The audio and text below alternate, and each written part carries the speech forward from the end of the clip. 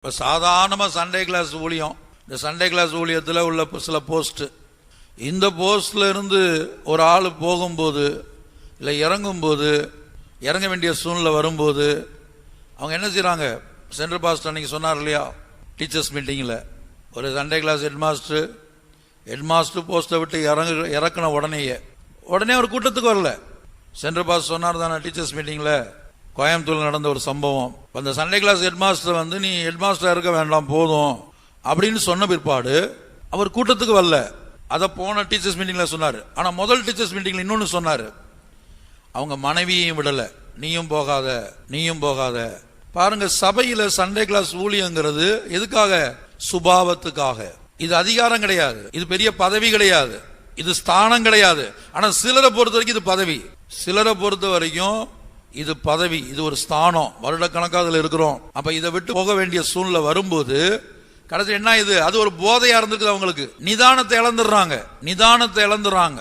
அவங்க எழுத்தின்படியாக என்ன செய்யல? பிராந்தி குடிக்கல. சண்டே கிளாஸ்ல பதவியை விட்டு போக வேண்டிய சூழ்நிலை வரும்போது அதுக்கு அடுத்து என்ன? அந்த பதவி போக வேண்டிய சூழ்நிலை வரும்போது எனக்கு இன்னும் கூட்டம் வேண்டாம்.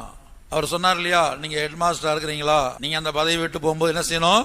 அடுத்து டீச்சரா இருங்க, உங்களை தாழ்த்துங்க, முடியுதான்னு பார்ப்போம். அப்ப சிலருடைய வாழ்க்கையில அது போதையா இருக்குது, அது ஒரு பதவி. அந்த பதவி வந்து போதையா இருக்கிறதுனால என்ன சொல்றாங்க? இல்ல எனக்கு டீச்சராலாம் இருக்க முடியாது, எனக்கு சபையிலே இருக்க முடியாது, இந்த சபையில நான் எப்படி இருப்பேன்?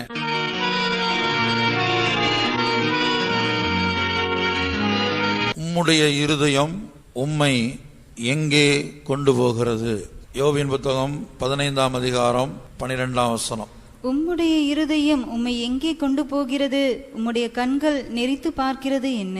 உம்முடைய இருதயம் உம்மை எங்கே கொண்டு போகிறது? கர்த்தருடைய பரிசுத்த நாமத்திற்கு மகிமை உண்டாகட்டும். இருதயத்தின் பல்வேறு நிலவரங்களை குறித்து பரிசுத்த ஆவியானுடைய உதவியோடு நாம் தியானித்து வருகிறோம். கல்லான இருதயம் நம்மை எங்கே கொண்டு போகும்? கல்லான இருதயம் நம்மை எங்கே கொண்டு போகிறது? வழுவி போகிற இருதயம் நம்மை எங்கே கொண்டு போகிறது? இதை ஆரம்பத்திலே நாம் பார்த்தோம். கல்லான இருதயம் நம்மை எங்கே கொண்டு போகிறது? வழுவி போகிறதான இருதயம் நம்மை எங்கே கொண்டு போகிறது? நேற்றைய தினத்திலே கொளுத்ததான இருதயம், ஒரு மனிதனுடைய இருதயம் கொளுத்து போனால் அது எங்கே கொண்டு போகும்? அடுத்து இருமாப்புள்ளதான இருதயம் நம்மை எங்கே கொண்டு போகும் என்பதை நாம் பார்த்தோம். இன்றைய தினத்திலே பலட்சியமான இருதயம், ஒரு மனிதனுடைய இருதயம் பலட்சியமாகும் போது என்ன சம்பவிக்கும்? அந்த இருதயம் அவனை எங்கே கொண்டு போகிறது? ஏசாயா தீர்க்கதரிசன புத்தகம் 1ஆம் அதிகாரம் 5ஆம் வசனம். இன்னும் நீங்கள் ஏன் அடிக்கப்பட வேண்டும்? அதிகமாய் விலகி போகிறீர்களே. தலையெல்லாம் வியாதியும் இருதயம் எல்லாம் பலட்சியமாயிருக்கிறது. இருதயம் பலட்சியமாயிருக்கிறது. இந்த பலட்சியம் என்கிற வார்த்தைக்கு மூல பாஷையில் சிக், வியாதிப்பட்டு இயங்க முடியாமல், இருதயமானது வேலை செய்ய முடியாமல், இயங்க முடியாமல் இருக்கிற ஒரு அனுபவத்தை அது வெளிப்படுத்துகிறது. எப்போது ஒரு மனிதனுடைய இருதயம் பலட்சியமாய் மாறுகிறது? புலம்பல் 5ஆம் அதிகாரம் 16ஆம் வசனம், 16-17. எங்கள் தலையில் இருந்து கிரீடம் விழுந்தது, ஐயோ நாங்கள் பாவம் செய்தோமே, அதனால் எங்கள் இருதயம் பலட்சியமாயிற்று, அதனால் எங்கள் கண்கள் இருண்டு போயின. ஐயோ நாங்கள் பாவம் செய்தோமே, ஐயோ நாங்கள் பாவம் செய்தோமே, அதனால் எங்கள் இருதயம் பலட்சியமாயிற்று. இப்போ நம்முடைய ஜீவியத்திலே பாவங்கள் கடந்து வரும்போது நம்முடைய இருதயம் பலட்சியமாக மாறுகிறது. எரேமியா தீர்க்கதரிசன புத்தகம் 8ஆம் அதிகாரம் 18ஆம் வசனம். எரேமியா 8:18. நான் சஞ்சலத்தில் ஆறுதல் அடைய பார்த்தும் என் இருதயம் பலட்சியமாய் இருக்கிறது. நான் சஞ்சலத்தில் ஆறுதல் அடைய பார்த்தும் என் இருதயம் பலட்சியமாய் இருக்கிறது. அப்போ பாவத்தினால் மாத்திரமல்ல, நம்முடைய வாழ்க்கையிலே கடந்து வருகிற சஞ்சலங்கள்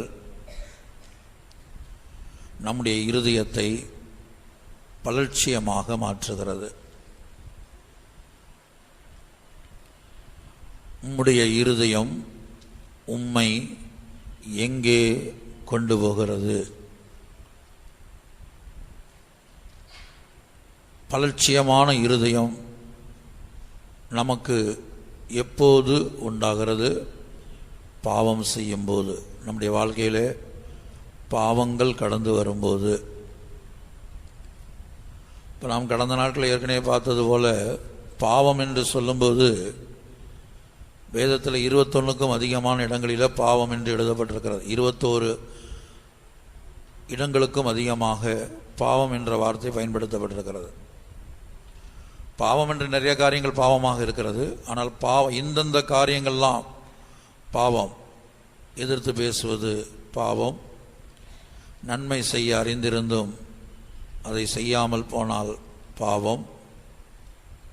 மற்றவர்களுக்காக ஜெபிக்காமல் இருந்தால் பாவம்.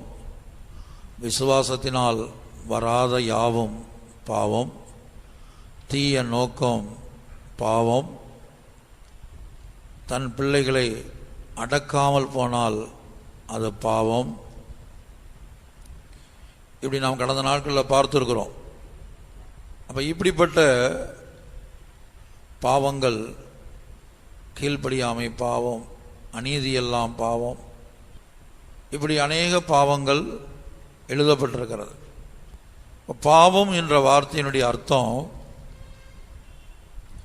கிரேக்க பாஷையில் ஹமாசியா. அதனுடைய அர்த்தம் மிஸ்ஸிங் த மார்க், குறி தவறி ஜீவிப்பது. அதாவது நம்முடைய வாழ்க்கையில், நம்ம ஒவ்வொருத்தருடைய வாழ்க்கையில் தேவன் நாம் எந்த பாதையில் போக வேண்டும் என்று குறித்து வைத்திருக்கிறார்.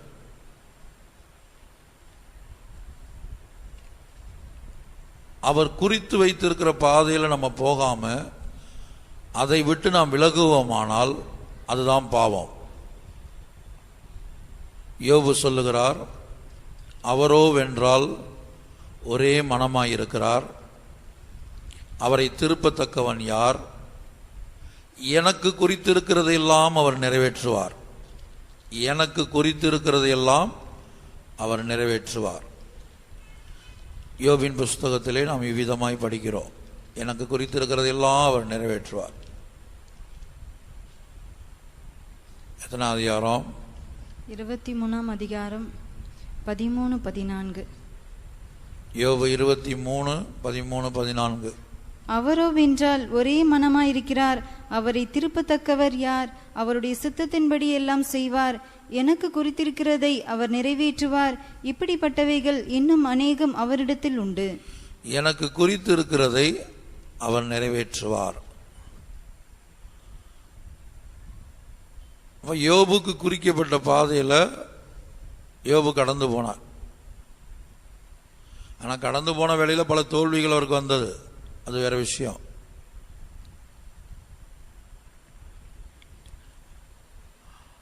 அப்ப நமக்கு குறித்திருக்கிற பாதையில், ஆகவே தான் இயேசு சொல்லுகிறார், மனுஷகுமாரன் தம்மை குறித்து எழுதியிருக்கிறபடியே போகிறார். மத்தேயுல அப்படி படிக்கிறோம். லூக்கால வாசிக்கும் போது மனுஷகுமாரன் தீர்மானிக்கப்பட்டபடியே போகிறார். இப்போ நம்முடைய ஜீவியத்தில் நாம் கடந்து போகும்படியாக, இப்போ ஒரு குடும்பத்தில் 4 பேர் விசுவாசிகள் இருந்தாலும், கணவன் மனைவி பிள்ளைகள் எல்லாரும் விசுவாசிகளாக இருந்தாலும், ஒவ்வொருத்தருக்கும் தேவன் குறித்திருக்கிற பாதை வித்தியாசப்படுகிறது. 12 அப்போஸ்தலர்கள் வந்தாலும், 12 அப்போஸ்தலர்களை தேவன் தெரிந்தெடுத்தாலும் ஒவ்வொருத்தருக்கும் பாதை வித்தியாசமாக இருந்தது. உதாரணமாக யோவான் 21ஆம் அதிகாரத்தில் பேதுரு கடந்து போக வேண்டிய பாதையை கர்த்தராகிய இயேசு அவரிடத்திலே சொல்லுகிறார். பேதுரு கடந்து போக வேண்டிய பாதையை இயேசு அவரிடத்தில் சொல்லுகிறார்.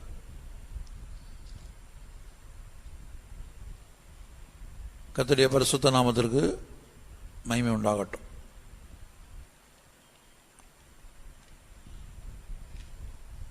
அப்ப பேதுரு கேட்கிறாரு, யோவானை சுட்டி காட்டி, நான் கடந்து போகிற பாதை நீர் சொல்லிவிட்டீர், அப்படியானால் இவனுடைய காரியம் என்ன, அல்லது இவனுக்கு நீர் என்ன குறித்து வைத்திருக்கிறீர்? இப்ப பேதுருடைய எண்ணம் என்னன்னா, நான் மரிப்பது போல,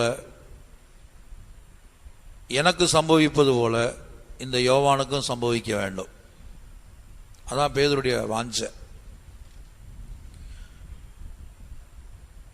நான் சிலுவையில் தொங்கி மரிக்க வேண்டுமா? சரி, நான் மரிக்க ஆயத்தம். இவனும் அதே போல மரிக்கணும்.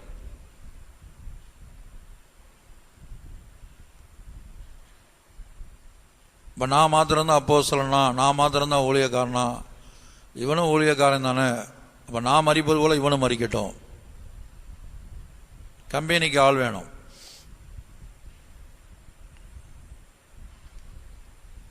துணைக்கு ஆள் வேணும். ஆனா இயேசு என்ன சொல்லுகிறார்? நான் வரும் வரை இவன் இருக்க எனக்கு சித்தமானால் உனக்கு என்ன? யோவான் 21:21-22. பேதுரு இயேசுவை நோக்கி, ஆண்டவரே, இவன் காரியம் என்ன என்றான். அதற்கு இயேசு, நான் வரும் அளவும் இவன் இருக்க எனக்கு சித்தமானால் உனக்கென்ன, நீ என்னை பின்பற்றி வா என்றார். உன்னை குறித்து என்ன சொல்லியிருக்குதோ, உன்னை குறித்து என்ன குறித்து வைத்திருக்கிறதோ அந்த பாதையில் நீ போ. அடுத்தவங்களை குறித்து கவலைப்படாத. அடுத்தவங்களை குறித்து கவலைப்படாத. அப்ப எல்லாரும் அப்போஸ்தலர்களா இருக்கலாம். யோவானும் அப்போஸ்தலன் தான், பேதுரும் அப்போஸ்தலன் தான், பவுலும் அப்போஸ்தலன் தான். ஒவ்வொருத்தருக்கும் குறித்து இருக்கிற பாதைகள் வித்தியாசமாக இருந்தது. அதுபோல ஒரு குடும்பத்தில் எடுத்தாலும், நீங்கள் விசுவாசிகளாக இருந்தாலும் எல்லாருக்கும் ஒரே பாதை அல்ல. சபையிலையும் கூட ஒரு விசுவாசி மற்றொரு விசுவாசியோடு ஒப்பிட்டு பார்த்து அதை போட்டி போட்டு ஜீவிக்க கூடாது.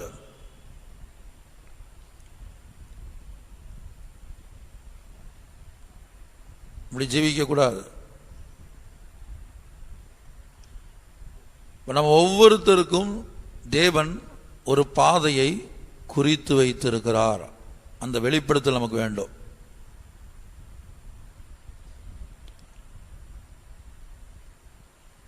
கணவனுக்கு ஒரு பாதை, மனைவிக்கு ஒரு பாதை, பிள்ளைகள் 4 பேர் இருந்தால் 4 பேருக்கும் வெவ்வேறான பாதை. எல்லாருக்கும் ஒரே பாதை இல்லை.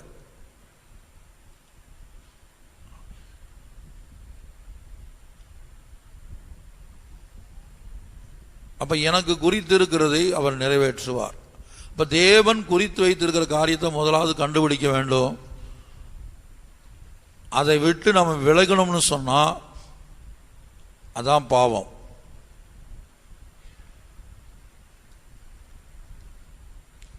அதான் பாவமாக இருக்கிறது.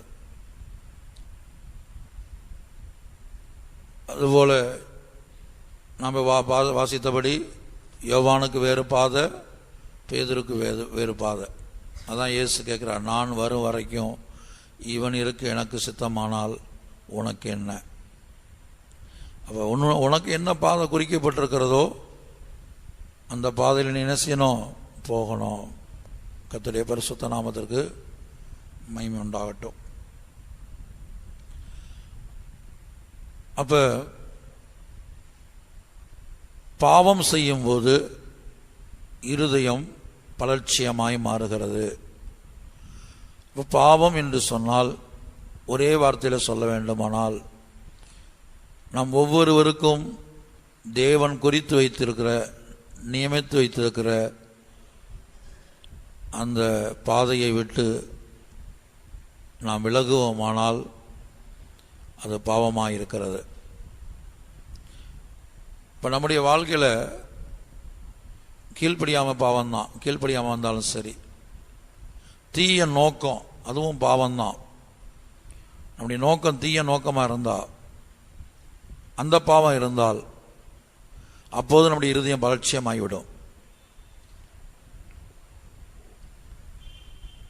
விசுவாசத்தினால வராத ஏதாயிலும் காரியம் நம்மிடத்தில் இருந்தால் அதுவும் பாவம்தான். கர்த்தர் உங்களுக்கு கொடுத்த பிள்ளைகளை அடக்கி வளர்க்காவிட்டால், சத்தியத்திலும் உபதேசத்திலும் அடக்கி வளர்க்காவிட்டால் அது பாவம். ஏலியின் குடும்பத்தை பார்த்து கர்த்தர் சொல்லுகிறார், அவன் தன் பிள்ளைகளை அடக்கி வளர்க்காமல் போன பாவத்து நிமித்தம் என்றைக்கும் நீங்காத நியாய தீர்ப்பு அவன் குடும்பத்தின் மேலே செய்வேன். கர்த்தர் நேரடியாக பேசுறார்.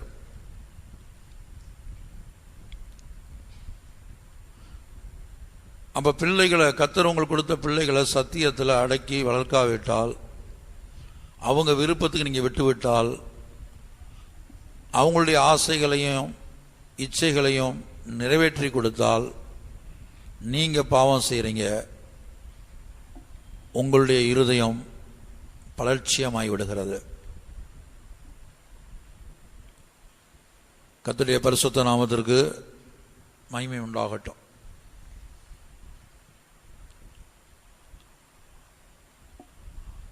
இனி சிம்சோனுடைய வாழ்க்கையில்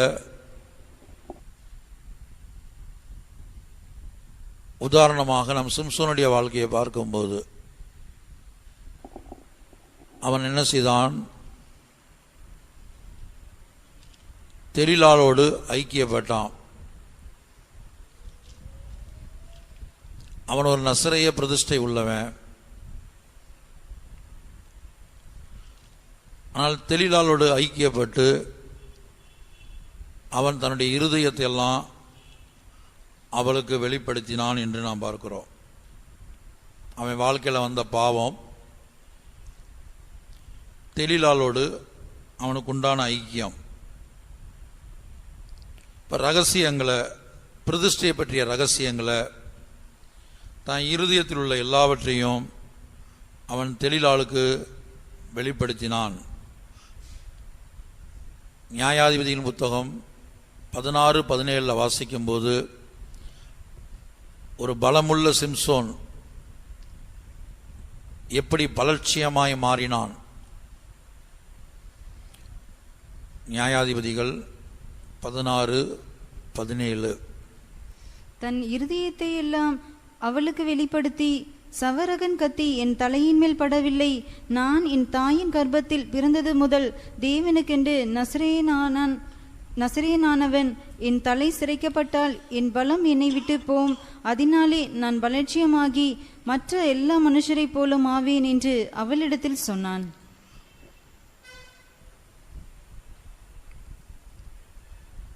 கர்த்தர் அவனை ஒரு பெரிய பலவான வைத்திருந்தார்.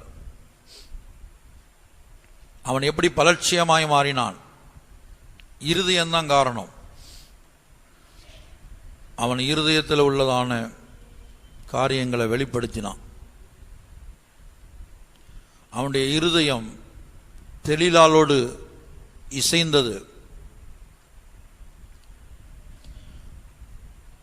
அவனுடைய இருதயம் தெலீலாளோடு ஐக்கியப்பட்டது. அவன் தன்னுடைய இருதயம் முழுவதையும் தெலீலாளுக்கு வெளிப்படுத்தினான். தெலீலாள் என்ற வார்த்தைக்கு லாங்குஷ் என்று அர்த்தம் கொடுக்கப்பட்டிருக்கிறது. செயல் இழப்பது.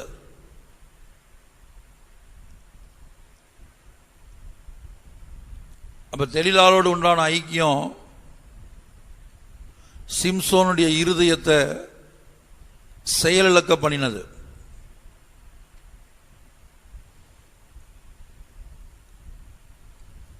இருதயம் செயலிழந்து போச்சு. இப்ப நீங்க சில முக்கியமான விஷயங்கள் எல்லாம் உங்களுடைய லேப்டாப்லயோ இல்ல ஹார்ட் டிஸ்க்லயோ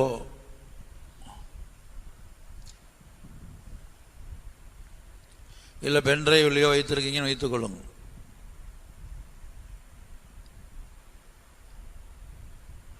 அப்ப அது செயல் இழந்து போகுது.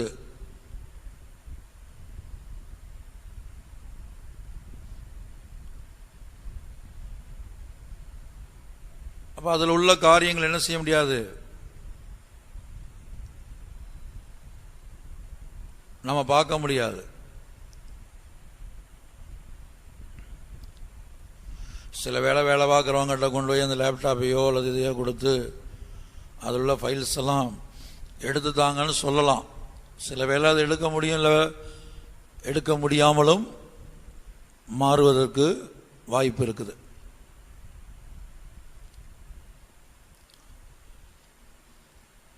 அதுபோல இந்த இருதயத்தில்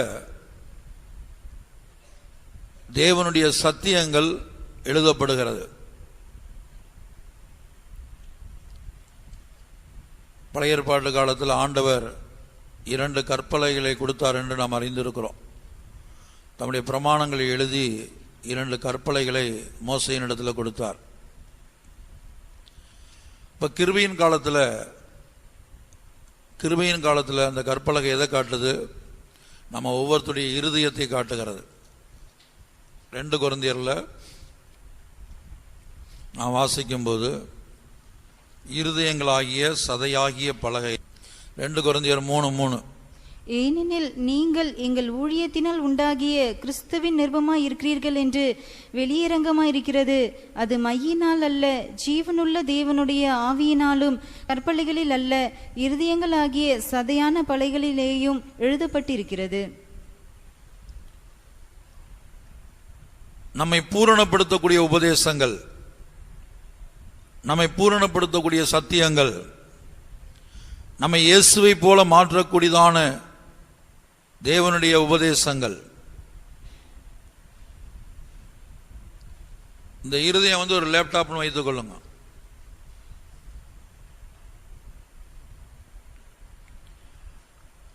அப்ப ஒவ்வொரு சந்தர்ப்பத்திலையும் நம்முடைய பூரணத்துக்கு தேவையான உபதேசங்களை, நம்மை இயேசுவை போல மாற்றக்கூடிய உபதேசங்களை ஆண்டவர் எங்க இந்த இருதயத்தில் தான் பதிக்கிறார். அப்படி வசனம் இருக்குதா? வேதத்தை இருதயத்தில் பதித்திருக்கிறவர்களே, இருதயத்தில் பதித்திருக்கிறவர்களே. அப்ப எபிரேயரில் நான் வாசிக்கும் போது, என்னுடைய பிரமாணங்களை அவர்கள் மனதிலே வைத்து இருதயத்திலே எழுதுவேன். என்னுடைய பிரமாணங்களை அவர்கள் மனதிலே வைத்து இருதயத்திலே எழுதுவேன். எபிரேயர் 8:10. அந்த நாட்களுக்கு பின்பு நான் இஸ்ரவேல் குடும்பத்தாரோடே பண்ணும் உடன்படிக்கையாவது, என்னுடைய பிரமாணங்களை அவர்களுடைய மனதிலே வைத்து அவர்களுடைய இருதயங்களில் அவைகளை எழுதுவேன். நான் அவர்கள் தேவனாயிருப்பேன், அவர்கள் என் ஜனமாயிருப்பார்கள். அடுத்து எபிரேயர் 10:16. அந்த நாட்களுக்கு பின்பு நான் அவர்களோட பண்ணும் உடன்படிக்கையாவது, நான் என்னுடைய பிரமாணங்களை அவருடைய இருதயங்களில் வைத்து அவைகளை அவர்களுடைய மனதில் எழுதுவேன் என்று கர்த்தர் சொல்லுகிறார் என்பதை உரைத்த பின்பு. அப்ப பாருங்க, மனதிலே வைத்து இருதயத்திலே எழுதுகிறார், இருதயத்திலே வைத்து மனதிலே எழுதுகிறார். அப்ப இருதயம் செயலிழந்து போய்விட்டது என்று வைத்துக் கொள்ளுங்க. தெளிலாலோடு உள்ள ஐக்கியம், தெளிலால் என்றால் லாங்குவேஜ் அப்படின்னு எழுதப்பட்டிருக்குது. அதற்கு என்ன சொல்றாங்கன்னா, செயலிழப்பது.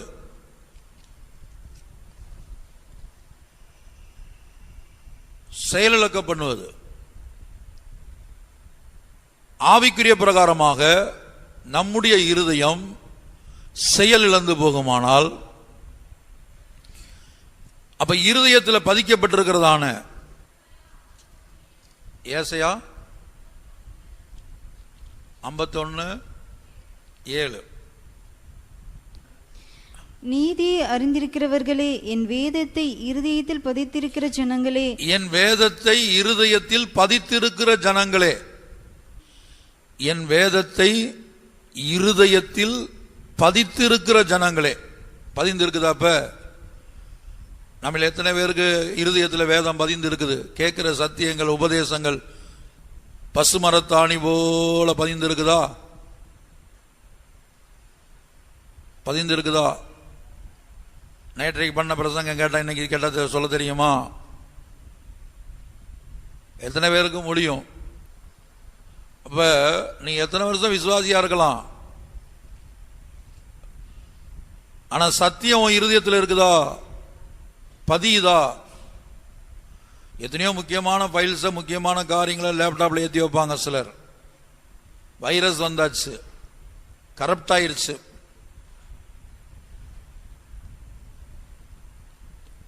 வெளியில எடுக்க முடியல.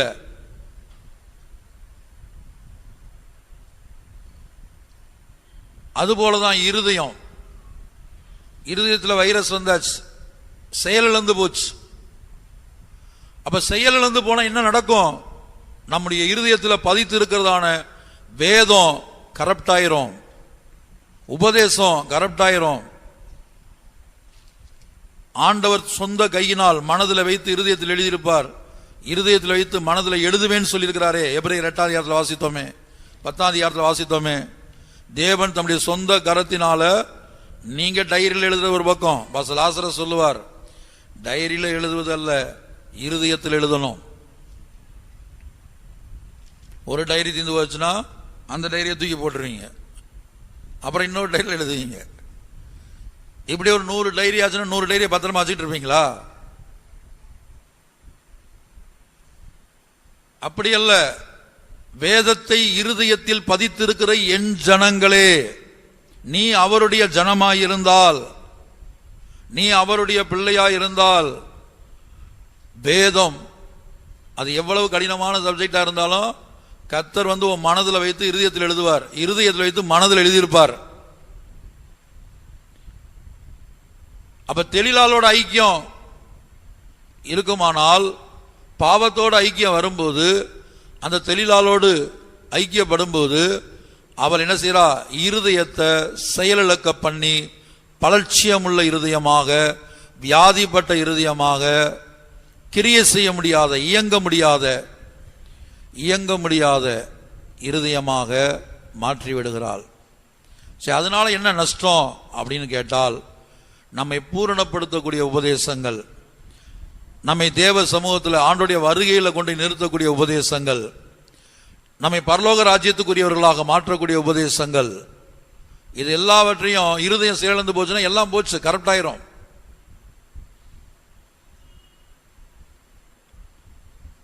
சத்தியெல்லாம் அழிஞ்சிடும், அவ்வளவுதான்.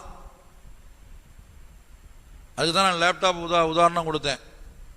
லேப்டாப்போ ஒரு பென்ட்ரைவோ,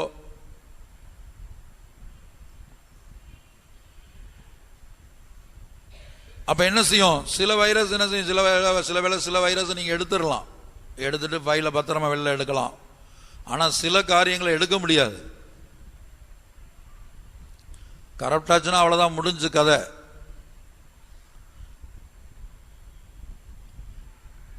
வேதத்தை இருதயத்தில் பதித்திருக்கிற என் ஜனங்களே, எவ்வளவு அருமையா இருக்கு பாருங்க அந்த வசனம். அந்த கூட்டத்தில் கர்த்தர் நம்மை சொல்லுவாரா? நம்மை யாரையா பார்த்து சொல்லுவாரா? வேதத்தை இருதயத்திலே பதித்திருக்கிற என் மகனே, என் மகளே, நம்ம பேரை சொல்லி கூப்பிடுவாரா? அப்படி வேதத்தை தவிர மற்ற எல்லாம் இருதயத்தில் பதிந்து இருக்குது. ஊரில் உள்ள குப்பை கார்பரேஷன் தொட்டி மாதிரி, இந்த முனிசிபாலிட்டி வண்டி போகும் பார்த்துருக்கீங்களா? அது மாதிரி தேவையில்லாத குப்பைகள்லாம் அந்த சபையில் அந்த ஆள் அப்படி, இந்த சபையில் இந்த ஆள் அப்படி, நம்ம சபையில் இந்த ஆள் அப்படி, இப்படி தேவையில்லாத காரியம் எல்லாம் மனதிலையும் இருதயத்திலையும் இருக்கும். ஒரு கன்வென்ஷனுக்கு போனாலும் அந்த ஊர் கதையை பேசிட்டு வர்றவங்க இருப்பாங்க. அப்ப நம்முடைய ஜீவியத்தை நிதானித்து பார்ப்போம். நீங்களும் விசுவாசிகள் தான், எத்தனையோ வருஷம் விசுவாசத்தில் இருக்கிறோம். நீ அட்டன் பண்ண அந்த கூட்டத்தில் எத்தனை காரியம் உங்க இருதயத்தில் இருக்குது? இருதயத்தில் பதிந்து இருக்குதா? அதே வேளையில் எரேமியாவிலே வாசிக்கும் போது, யூதாவின் பாவம் இரும்பு எழுத்தாணினால் எழுதப்பட்டு, பாவம் நம்முடைய இருதயத்தில் பதிந்திருக்குமானால், எரேமியா 17:1, யூதாவின் பாவம் இரும்பெழுத்தாணியினாலும் வைரத்தின் நுனியிலும் எழுதப்பட்டு அவர்களுடைய இருதயத்தின் பலகையிலும் உங்கள் பலிபீடங்களுடைய கொம்புகளிலும் பதிந்திருக்கிறது. யூதாவுடைய பாவம். யூதா என்றால் கர்த்தரை துதிக்கிறவங்க, நம்ம தான் ஆவிக்கிற யூதா. இப்ப இருதயத்தில் என்ன தெரியுமா இருக்குது? வேதத்தை பதித்திருக்கிற என் ஜனங்களேங்கிறதுக்கு பதிலாக நம்முடைய பாவங்கள் பதிந்து இருக்குது. எவ்வளவு அருமையா சொல்லப்பட்டிருக்கு. யூதாவின் பாவம் இரும்பு எழுத்தாணியினாலும் வைரத்தின் நுனியினாலும்.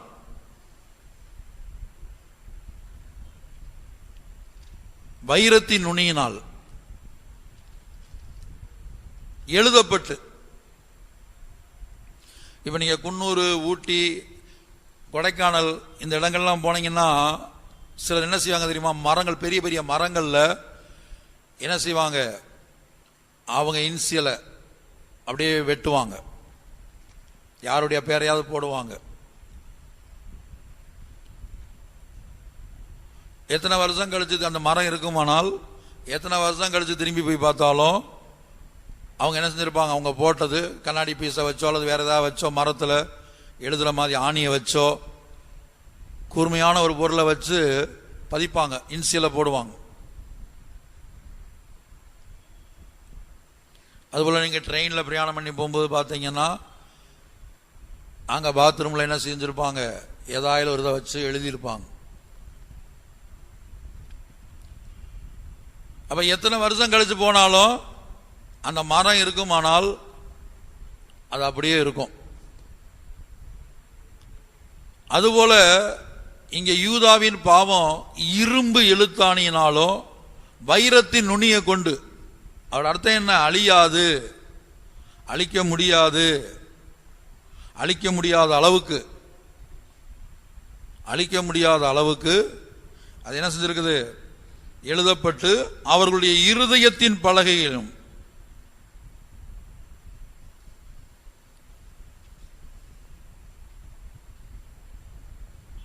இருதயத்தின் பலகையில பதிந்து இருக்குதான். அடுத்து பலிபீடத்தின் கொம்புகள், அதுக்கு பல அர்த்தங்கள் இருக்குது. அது இப்ப சொல்ல போன சமயம் இல்லை. இப்ப இருதயத்தின் பலகையில மாத்திரமல்ல, பலிபீடத்தின் கொம்புகள்லையும் அது பதிந்து இருக்குது நம்முடைய பாவங்கள்.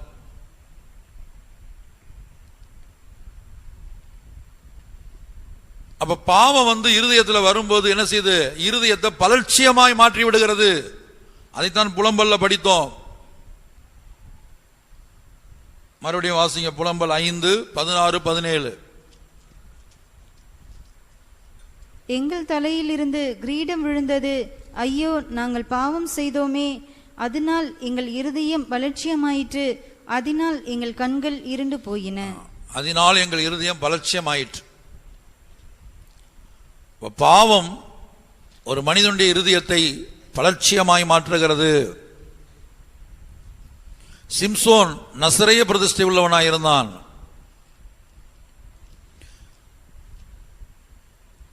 பிறப்பதற்கு முன்பாகவே கர்த்தர் சிம்சோனை குறித்து பெற்றோரிடத்தில் சொல்லிக் கொடுக்கிறான், அவனை எப்படி வளர்க்கணும், எப்படி நடத்தணும், அந்த தாய் எப்படியெல்லாம் இருக்கணும், சிம்சோனை பெற்றெடுக்கக்கூடிய தாய் எப்படிப்பட்டவளா இருக்கணும். அப்படி விசேஷமான பிறப்பு, விசேஷமான பிரதிஷ்டை. ஆனா அப்படிப்பட்டவன் இப்ப யாரோட ஐக்கியப்பட்டிருக்கிறான்? தெலீலாளோடு. தெலீலாளோடு ஐக்கியம்.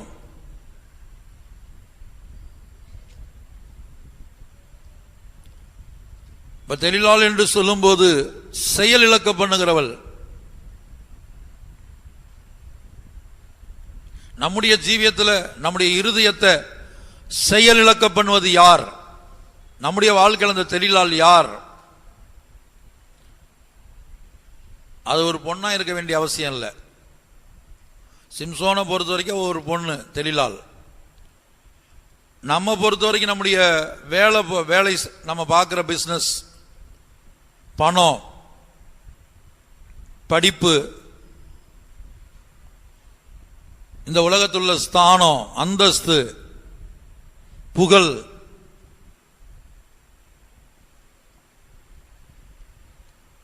இது நம்முடைய இருதயத்தை செயலிழக்க பண்ணிரும், பலட்சியமா மாற்றிரும்.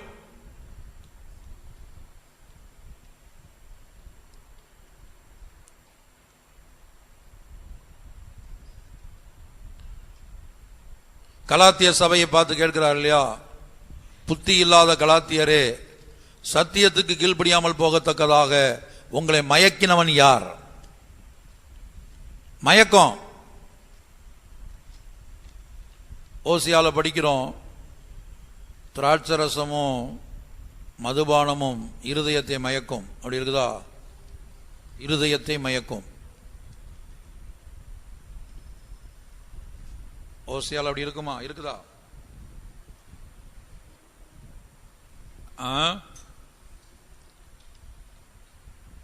சரி, எப்படியோ. அப்ப மயக்கக்கூடிய வல்லமை.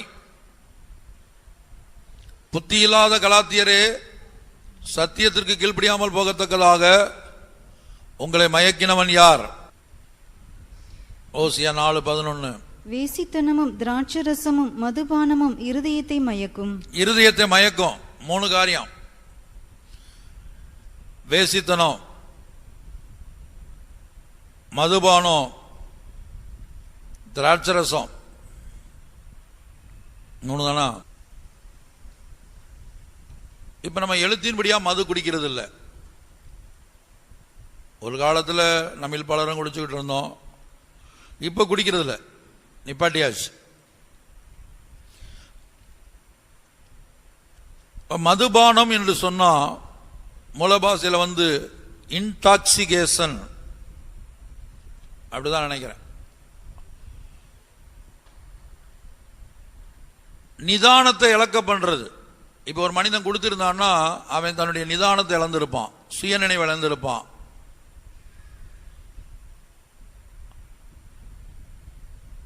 இப்ப எழுத்தின்படியான மதுவை நம்ம யாரும் குடிக்கிறது இல்லை. ஆனா இன்றைக்கு பணம் அது ஒரு போதை. பாஸ் பிரபாரன் சொல்லுவார், ஸ்தானங்கள், அதிகாரம் அது ஒரு போதையான்னு சொல்லுவார்.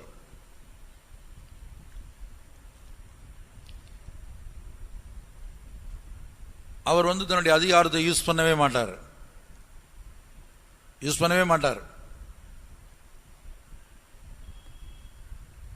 எந்த சூழ்நிலை அவர் தன்னுடைய அதிகாரத்தை அவர் யூஸ் பண்ணதில்லை. ஒரு சென்ட்ரல் பாஸ்டா இருந்தார், மிக மிக தாழ்மையாக இருப்பார்.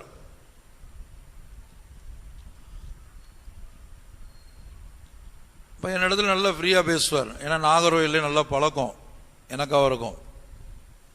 இப்போ சில நேரம் அவர்கிட்ட நான் கேட்பேன். அப்போ அவர் சொல்லுவார், ஐயா, அதிகாரம் என்பது ஒரு போதை.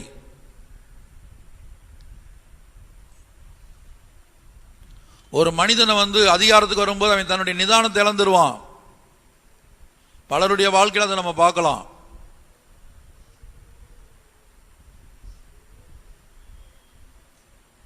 இப்போ சாதாரணமாக சண்டே கிளாஸ் ஊழியம், இந்த சண்டே கிளாஸ் ஊழியத்தில் உள்ள சில போஸ்ட், இந்த போஸ்ட்ல இருந்து ஒரு ஆள் போகும்போது இல்லை இறங்கும்போது, இறங்க வேண்டிய சூழ்நிலை வரும்போது அவங்க என்ன செய்கிறாங்க?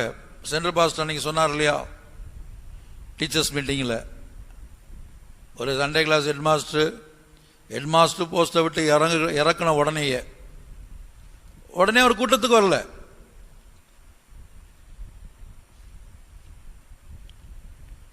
சென்ட்ரல் பாஸ்டர் சொன்னார் தானே டீச்சர்ஸ் மீட்டிங்கில், கோயம்புத்தூரில் நடந்த ஒரு சம்பவம். அந்த சண்டே கிளாஸ் ஹெட்மாஸ்டர் நீ ஹெட்மாஸ்டராக இருக்க வேண்டாம் போதும் அப்படின்னு சொன்ன பிற்பாடு அவர் கூட்டத்துக்கு வரல. அதை போன டீச்சர்ஸ் மீட்டிங்கில் சொன்னார். ஆனால் முதல் டீச்சர்ஸ் மீட்டிங்கில் இன்னொன்று சொன்னார், அவங்க மனைவியையும் விடலை, நீயும் போகாத. பாருங்க, சபையில் சண்டே கிளாஸ் ஊழியங்கிறது எதுக்காக? சுபாவத்துக்காக. இது அதிகாரம் கிடையாது, இது பெரிய பதவி கிடையாது, இது ஸ்தானம் கிடையாது.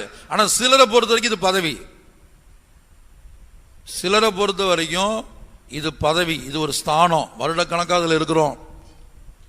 அப்ப இதை விட்டு போக வேண்டிய சூழ்நிலை வரும்போது கடைசி என்ன இது? அது ஒரு போதையா இருந்திருக்குது அவங்களுக்கு. நிதானத்தை இழந்துடுறாங்க, நிதானத்தை இழந்துடுறாங்க. அவங்க எழுத்தின்படியாக என்ன செய்யல?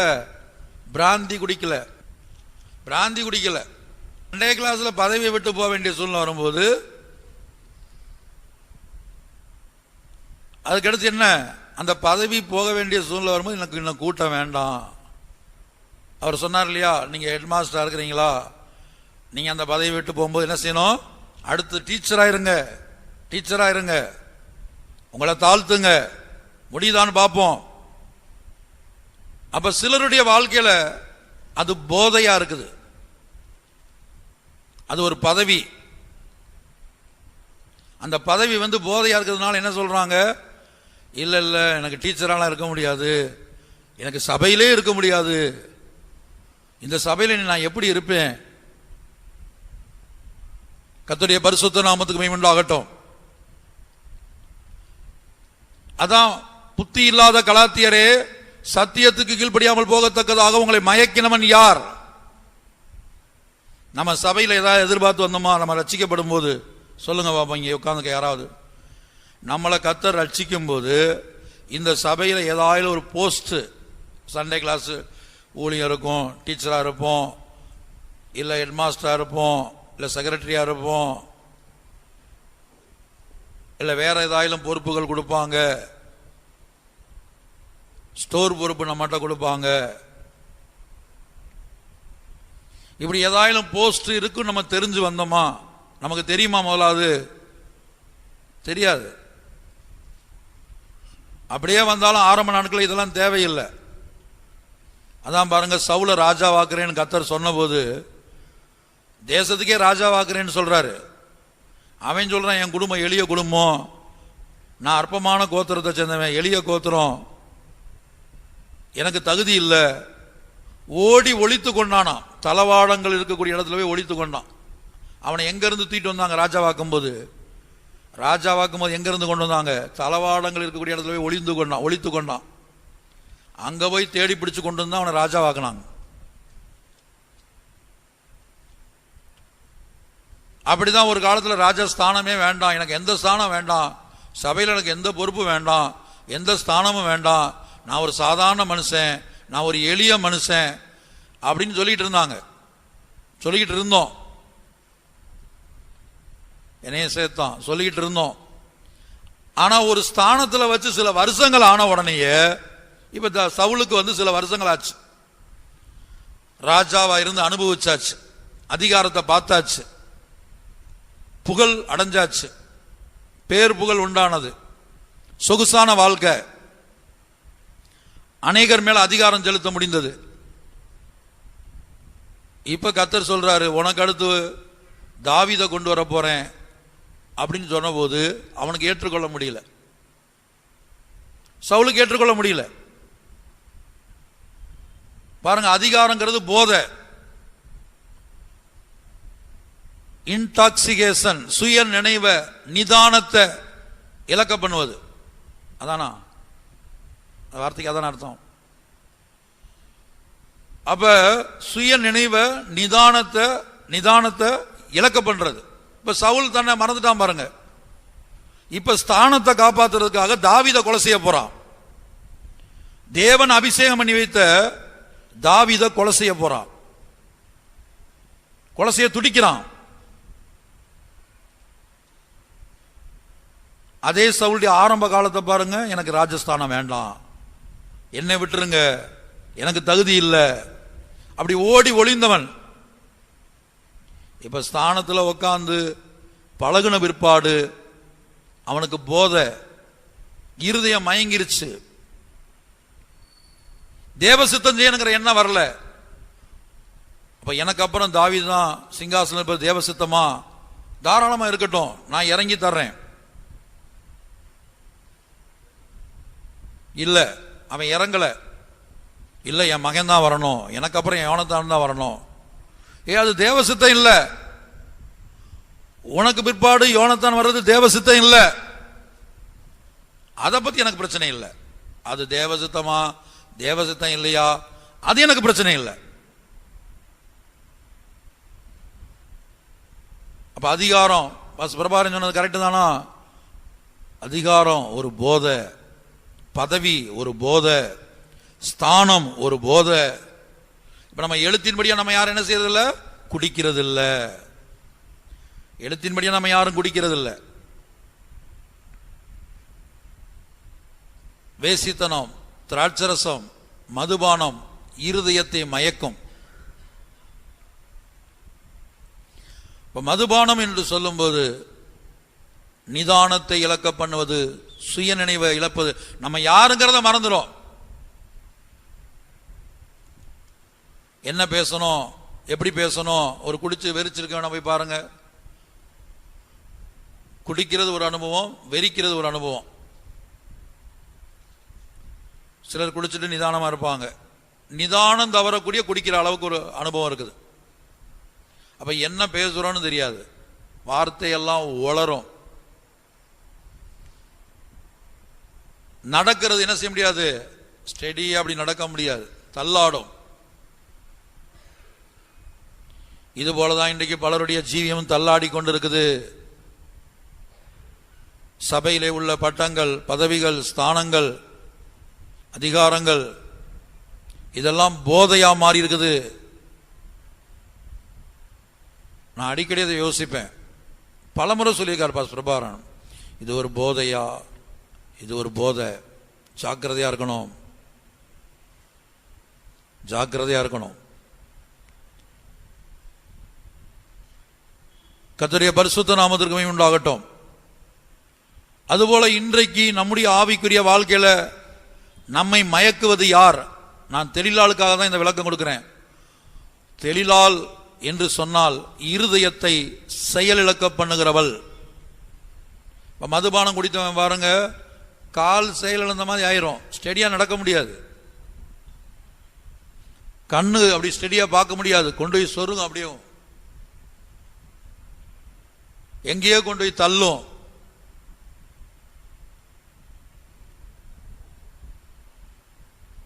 அப்ப தெளிலாள் என்று சொன்னா சில வேளை நம்ம என்ன செய்யறதில்லை, நம்முடைய வாழ்க்கையில எழுத்தின்படியாக அப்படி ஒரு ஸ்திரீ இருப்பதில்லை சிலருடைய வாழ்க்கையில, அனைவருடைய வாழ்க்கையில.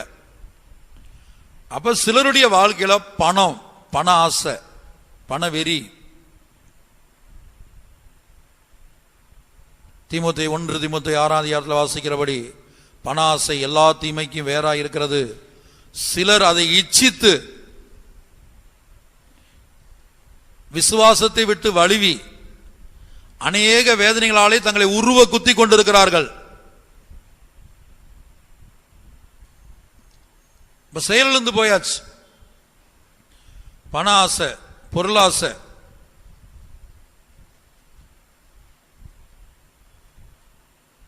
பதவி ஆசை, ஸ்தானங்களின் மேல ஆசை, பட்டங்கள் உலக பிரகாரமாக.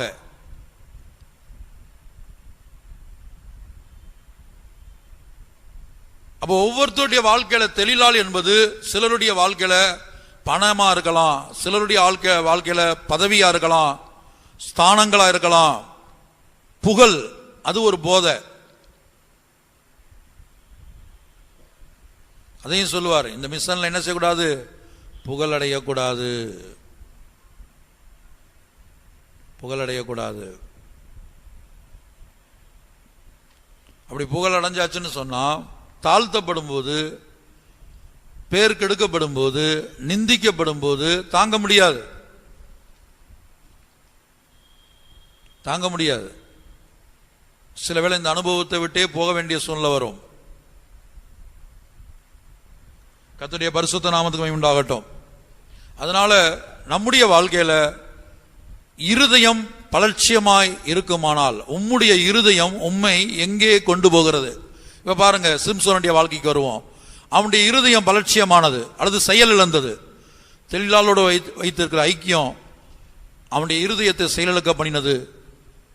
மொத்தமாகவே அவன் பலட்சிய, இருதயம் மாத்திரமல்ல, மொத்த சரீரத்திலே அவன் பலட்சியமா மாறிட்டான். சம்பவித்தது என்ன? சத்துருக்கள் வந்தாங்க, அவனுடைய கண்களை பிடுங்கினாங்க,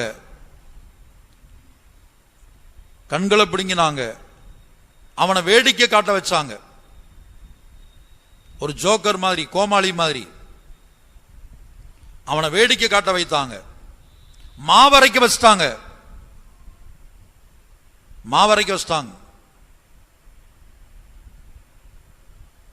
உம்முடைய இருதயம் உம்மை எங்கே கொண்டு போகிறது? இப்ப சிம்சோனை பொறுத்த வரையிலும் அந்த சூழ்நிலையிலும் கர்த்தரோடு அவன் ஒன்றாக்கப்பட பிரயாசப்பட்டான். இருதயம் உடைஞ்சு கதறி கண்கள் பிடுங்கப்பட்டு மற்றவர்களுக்கு வேடிக்கையா மாறி சங்கிலினால் கட்டப்பட்டு மாவரைச்சு இப்படிலாம் மற்றவங்களுக்கு வேடிக்கையா மாறின பிற்பாடு ஆண்டவரை நோக்கி கதறான். என்ன சொல்றான்? ஆண்டவரே, இந்த ஒரு விசை எனக்கு இறங்கும். என்னை இந்த நிலவரத்துக்கு ஆளாக்கின ஒருத்தரை நான் விட்டு வைக்க கூடாது. ஒரு விசை எனக்கு இறங்கும். அப்ப சம்பவித்தது என்ன? அவனுடைய முடி மறுபடியும் முளைக்க தொடங்கினது, முடி வளர ஆரம்பித்தது. வாசிங்க அந்த வசனத்தை. இந்த ஒரு விசை எனக்கு இறங்கும். நியாயாதிபதிகள் 16:28. அப்பொழுது சிம்சோன் கர்த்தரை நோக்கி கூப்பிட்டு, கர்த்தராகிய ஆண்டவரே, நான் என் 2 கண்களுக்காக ஒரே தீர்வாய் பெலிஸ்தர் கையிலே பழிவாங்கும்படிக்கு இந்த ஒரு விசை மாத்திரம் என்னை நினைத்தருளும், தேவனே பலப்படுத்தும் என்று சொல்லி சிம்சோன் அந்த வீட்டை தாங்கி நிற்கிற 2 நடுத்தூண்களில் ஒன்றை தன் வலது கையினாலும் மற்றொன்றை தன் இடது கையினாலும் பிடித்துக்கொண்டு, என் ஜீவன் பெலிஸ்தரோடே கூட மடிய கடவது என்று சொல்லி பலமாய் சாய்க்க அந்த வீடு அதில் இருந்த பிரபுக்கள் மேலும் எல்லா ஜனங்கள் மேலும் விழுந்தது. இவ்விதமாய் அவன் உயிரோடு இருக்கையில் அவனால் கொல்லப்பட்டவர்களை பார்க்கிலும் அவன் சாகும்போது அவனால் கொல்லப்பட்டவர்கள் அதிகமாயிருந்தார்கள். 22ஆம் வசனம். அவன் தலைமையேர் சிரைக்கப்பட்ட பின்பு திரும்பவும் முளைக்க தொடங்கிற்று. இதுதான் நசரேய பிரதிஷ்டை. நசரேய பிரதிஷ்டைன்னு சொன்னா சவரகன் கத்தி படக்கூடாது. பாஸ்டர் டியூ ஒரு முறை சொன்னார், என்கிட்ட தனியா பேசும்போது. சென்னையில் போய் ஜெபிக்க போயிருந்தேன். பிஎம் தான் chief pastor, deputy chief pastor pastor டியூ. இப்போ அவர் ரூமில் ஜெபிக்க போன போது சவரகன் கத்தி தலையில் படக்கூடாது. ஒரு வார்த்தை சொன்னார், சவரகன் கத்தி தலையில் படக்கூடாது. அவரோட அர்த்தம் என்னன்னு சொன்னால், மனதில் பாவங்கள் தாக்குவதற்கு ஒரு நாட்டுடைய கேபிட்டல் சிட்டி, இப்போ இந்தியாவுடைய கேபிட்டல் டெல்லி, அதுபோல் நம்முடைய கேபிட்டல் எதுன்னு சொன்னால் மனது. சர்ப்பமானது தன்னுடைய தந்திரத்தினாலே ஏவாளுடைய மனதை கெடுத்தது போல, சர்ப்பமானது தன்னுடைய தந்திரத்தினாலே ஏவாளுடைய மனதை கெடுத்தது போல உங்கள் மனதும் கிறிஸ்துவை பற்றிய உண்மை நின்று விலகும்படி கெடுக்கப்படுமோ என்று பயந்திருக்கிறேன். மனது கெடுக்கப்படக்கூடாது, சவரகன் கத்தி தலைமையில் படக்கூடாது. அதாவது அவர் சொன்ன அர்த்தம். அப்ப எந்த விதத்திலும் பட்டம், பதவி, ஸ்தானம், பணம், பொருள், ஆஸ்தி, சம்பாத்தியம், சொத்து, இந்த உலகத்தில் உள்ள மனித உறவுகள் எது நம்முடைய மனதை கெடுக்கூடாது. அப்ப சிம்சோன் என்ன செய்தான்? உம்முடைய இருதயம் உம்மை எங்கே கொண்டு போகிறது? பலட்சியமான செயலிழந்த வியாதிப்பட்ட அந்த சிம்சோனுடைய இருதயம் அவனை எங்கே கொண்டு போனது? சத்துருக்கள் தேசத்தில் கொண்டு போய் அவன் என்ன செய்யறான் பாருங்க. 25ஆம் வசனம், நியாயாதிபதிகள் 16:25. இப்படி அவர்கள் மனமகிழ்ச்சியாய் இருக்கும் போது நமக்கு முன்பாக வேடிக்கை காட்டும்படிக்கு சிம்சோனை கூட்டிக் கொண்டு வாருங்கள் என்றார்கள். அப்பொழுது சிம்சோனை சிறைச்சாலையில் இருந்து கூட்டிக் கொண்டு வந்தார்கள். அவர்களுக்கு முன்பாக வேடிக்கை காட்டினான். அவனை தூண்களுக்கு நடுவே நிறுத்தினார்கள். அடுத்து 21ஆம் வசனம். பெலிஸ்தர் அவனை பிடித்து அவன் கண்களை பிடுங்கி அவனை காசாவுக்கு கொண்டு போய் அவனுக்கு 2 வெண்கல விலங்கு போட்டு சிறைச்சாலையிலே மாவரைத்து கொண்டிருக்க வைத்தார்கள். கண்கள் பிடுங்கப்பட்டாச்சு. ஆவிக்குரிய பிரகாரமாக தரிசனம் போய்விடும். இன்னைக்கு பரலோகத்தை பற்றிய தரிசனம் இல்லை, வருகையை பற்றிய தரிசனம் இல்லை, பூரணத்தை பற்றிய தரிசனம் இல்லை, சீயோனை பற்றிய தரிசனம் இல்லை, எருசலேமை பற்றிய தரிசனம் இல்லை. கண்கள் பிடுங்கப்பட்டு போயிருக்கிறது. ஏசாயா 33:17. உன் கண்கள் ராஜாவை மகிமை பொருந்தினவராக காணும், தூரத்தில் உள்ள தேசத்தையும் பார்க்கும். உன் கண்கள் ராஜாவை மகிமை பொருந்தினவராய் காணும். தூரத்துள்ள தேசத்தையும் பார்க்கும். இப்ப கண்கள் பிடுங்கப்பட்டு போயாச்சு. உன் இருதயம் உன்னை எங்கே கொண்டு போகிறது? உம்முடைய இருதயம் உம்மை எங்கே கொண்டு போகிறது? பலட்சியமான இருதயம் சிம்சோனை எங்கே கொண்டு போனது? கண்கள் பிடுங்கப்பட்டு போயிற்று. நம்முடைய வாழ்க்கையில நம்முடைய இருதயம் பலட்சியப்படுமானால் நம்முடைய கண்கள் பிடுங்கப்பட்டு போகும். இன்றைக்கே பலருடைய கண்கள் பிடுங்கப்பட்டு தான் இருக்குது. ஆகவே தான் சீயோனை பார்க்க முடியல, எருசலேமை பார்க்க முடியல. சில விசுவாசிகள் பெற்றோர்களுடன் நாங்கள் தங்களுடைய பிள்ளைகளை சீயோனுக்கு அனுப்புறது இல்லை.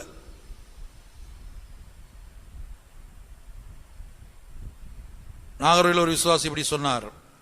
பிள்ளைக்கு அழைப்பு இருந்தது, விசுவாசி, பழைய விசுவாசி, ஆனா பயங்கர எதிர்ப்பு ஊழியத்துக்கு அனுப்பாம.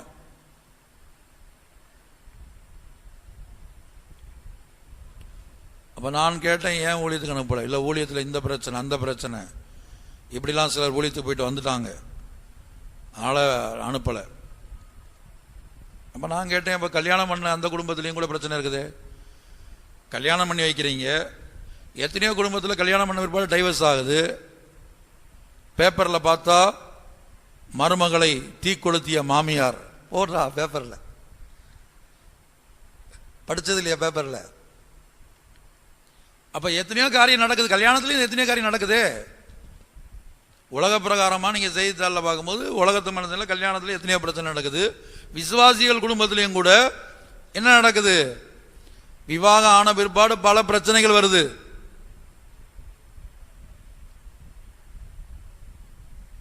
அப்ப அதுக்காக கல்யாணம் பண்ணி கொடுக்காம இருக்க வேண்டியதானே? ஊழியத்தில் மட்டுமா பிரச்சனை? பிரச்சனை எல்லா இடத்துலயும் இருக்குது. அப்படி சிலருடைய கண்கள் பிடுங்கப்பட்டிருக்கும். பிள்ளைகளை ஊழியத்துக்கு விட மாட்டாங்க.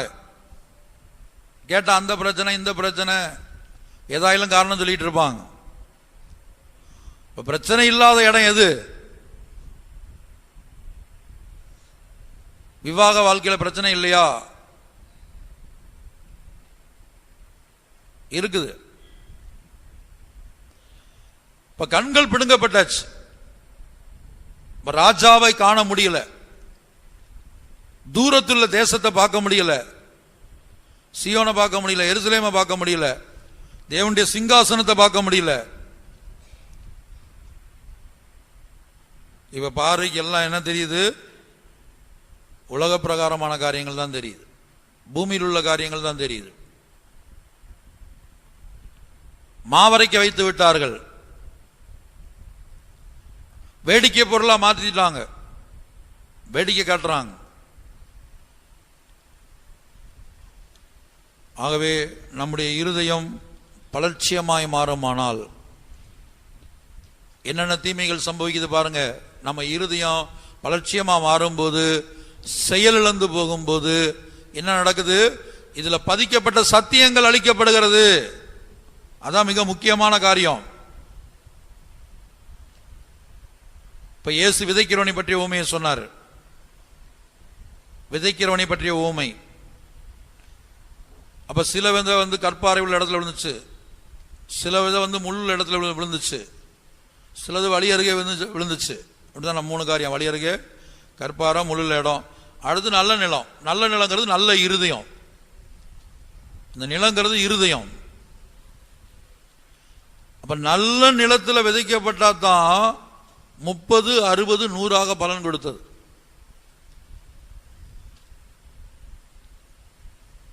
அப்ப அதுக்கு ஆண்டவர் விளக்கம் கொடுக்கிறார். வழி அருகே விதைக்கப்பட்டதுன்னு என்ன? ஒருத்தவங்க வசனத்தை கேட்ட உடனேயே கேட்டு இப்படி கேட்டை விட்டு இப்படி வெளியில போல, அங்க ரெடியா வெளில நின்றுட்டு இருக்கிறான் ஒருத்தன். கேட்டுக்கு வெளியில இந்த இந்த ஹாலுக்கு வெளியில இந்த கூட்டம் முடிச்ச உடனேயே, நீங்க வெளியில இறங்கின உடனேயே வெளியில ஒருத்தன் இருக்கிறான். யாரவன்? யாரவன்? கடன்காரன்றீங்களா? வட்டி கொடுத்தவன்றீங்களா? யார் நிக்கிறது? பொல்லாங்கன். வாசிங்க, ஏசு சொல்றாரு பாருங்க.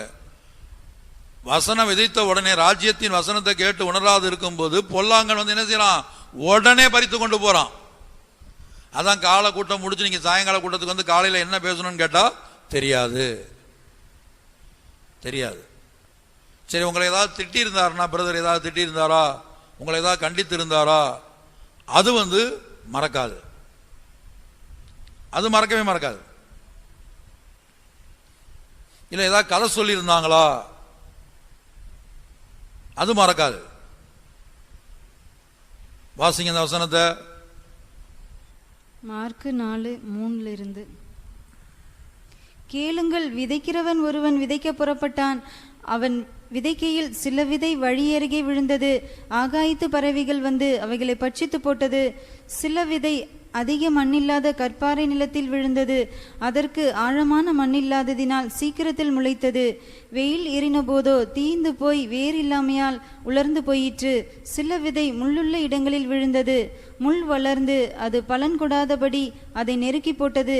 சில விதை நல்ல நிலத்தில் விழுந்து ஓங்கி வளருகிற பயிராகி ஒன்று 30, ஒன்று 60, ஒன்று 100 பலன் தந்தது. கேட்கிறதற்கு காதுள்ளவன் கேட்க கடவன் என்று அவர்களுக்கு சொன்னார். 14 வசனத்திலிருந்து, விதைக்கிறவன் வசனத்தை விதைக்கிறான். வசனத்தை கேட்டவுடனே சாத்தான் வந்து அவர்கள் இருதயங்களில் விதைக்கப்பட்ட வசனத்தை எடுத்து போடுகிறான். இவர்களே வசனம் விதைக்கப்படுகிற வழி அருகானவர்கள். அப்படியே வசனத்தை கேட்டவுடனே அதை சந்தோஷத்தோடு ஏற்றுக்கொண்டும் தங்களுக்குள்ளே வேர் கொள்ளாதபடியால் கொஞ்ச காலம் மாத்திரம் நிலைத்திருக்கிறார்கள். வசனத்தின் நிமித்தம் உபத்திரவமும் துன்பமும் உண்டானவுடனே இடரல் அடைகிறார்கள். இவர்களே கற்பாறை நிலத்தில் விதைக்கப்பட்டவர்கள். வசனத்தை கேட்டும் உலக கவலைகளும் ஐஸ்வர்யத்தின் மயக்கமும் மற்றவைகளை பற்றி உண்டாகிற இச்சைகளும் உட்பிரவேசித்து வசனத்தை நெருக்கி போட அதனால் பலனற்று போகிறார்கள். இவர்களே முள்ளுள்ள இடங்களில் விதைக்கப்பட்டவர்கள். முள்ளுள்ள இடத்துல விதைக்கப்பட்டவங்க யாரு? உலக கவலை, ஐஸ்வர்யத்தின் மயக்கம். ஐஸ்வர்யத்தின் மயக்கம் இருக்குதா? நம்ம மயக்கத்தில் பார்த்தோம், நிதானத்தை இழக்க பண்ணுவது பணம், பொருள், பதவி என்று பார்த்தோம் இல்லையா? அப்ப இங்க என்ன எழுதப்பட்டிருக்கு? ஐஸ்வர்யத்தின் மயக்கம். பணம் சேர சேர சிலருக்கு அப்படியே மயக்கம் ஆயிரும்.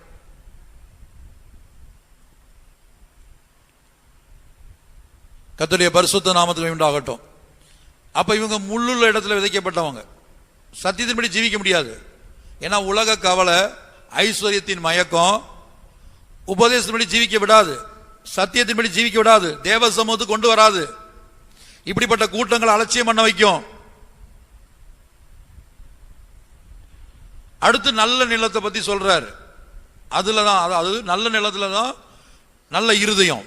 இருதயம் நல்ல இருதயமாக செயல்படுகிற இருதயமாக காணப்பட்டாதான் 30, 60, 100. 30ங்கிறது புதிய பூமிக்கு போறவங்க.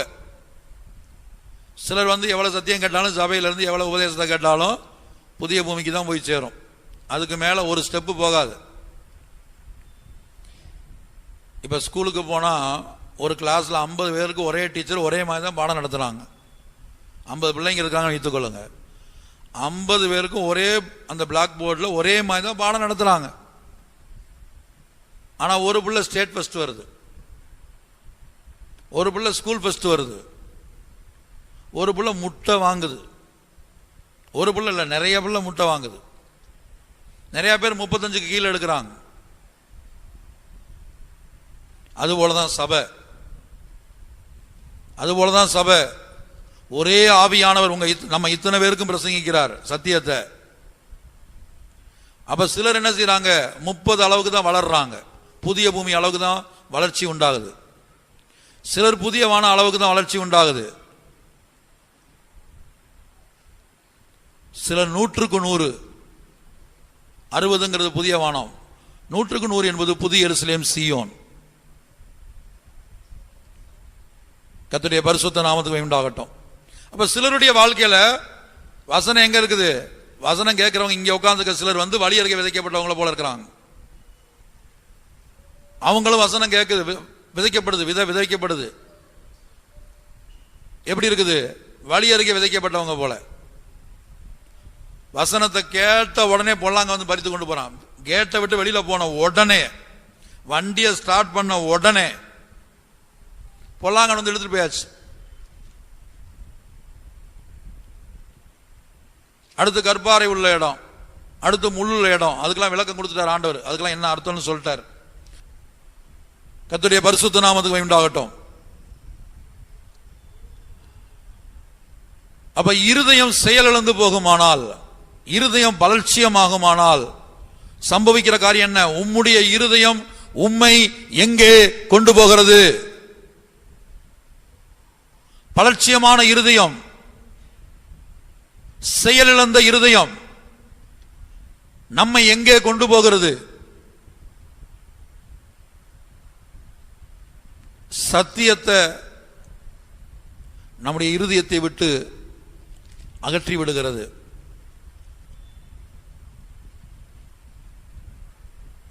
வேதத்தை இருதயத்தில் பதித்திருக்கிற என் ஜனங்களே, வேதத்தை என் இருதயத்தில் பதித்திருக்கிற என் ஜனங்களே, என்னுடைய பிரமாணங்களை மனதில் வைத்து இருதயத்தில் எழுதுவேன், இருதயத்தில் வைத்து மனதில் எழுதுவேன். 2 கொரிந்தியர் 3:3 படி இருதயங்களாகிய சதையாகிய பலகை,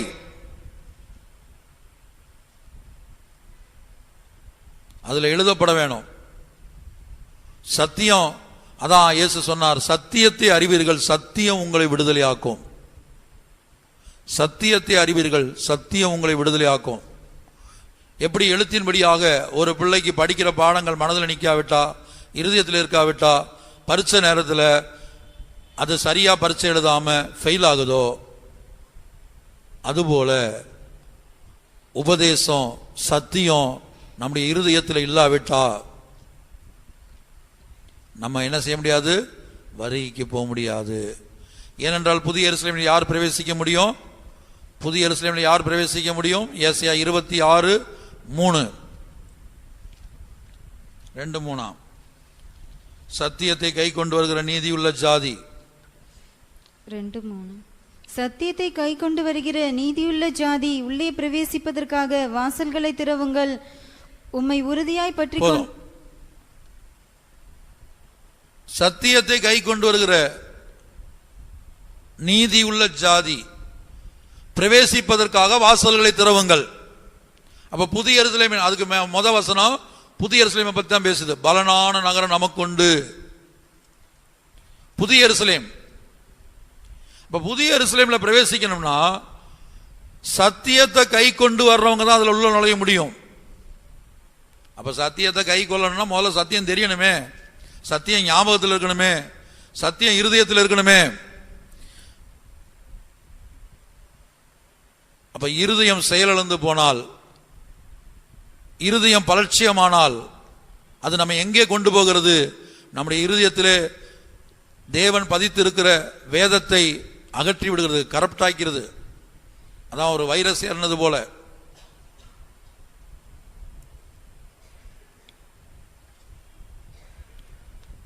இப்ப பாருங்க, சீனா அமெரிக்காவில் அந்த பென்டகனில் உள்ள சில முக்கியமான ஃபைல்ஸ் எல்லாம் சில வருஷத்துக்கு முன்னாடி ஒரு செய்தி இப்படி வந்தது. என்ன செய்யறாங்க? வைரஸ் அனுப்புறாங்க ஒரு நாட்டுடைய முக்கியமான ஃபைல் எல்லாம் க்ளோஸ் பண்றதுக்காக.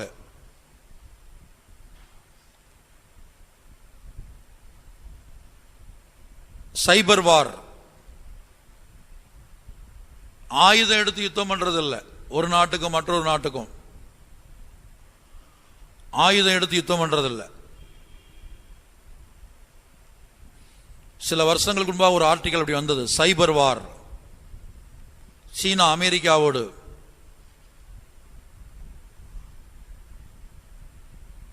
அப்ப என்ன செய்து இந்த ஹேக்கர்ஸ் மூலமாக சில முக்கியமான ஃபைல் எல்லாம் திருடி அல்லது வைரஸ் அனுப்பி அதை அழிய பண்ணி அந்த நாட்டோட யுத்தம் பண்ணுகிறது. திருடுறவங்க ஹேக்கர்ஸ் தானே. அப்ப அதுபோல பிசாசு என்ன செய்யறான்? நம்முடைய இருதயத்தில் வைரஸ் அனுப்புறான். பண ஆசை, பொருள் ஆசை, ஐஸ்வர்யத்தின் மயக்கம், உலக கவலை,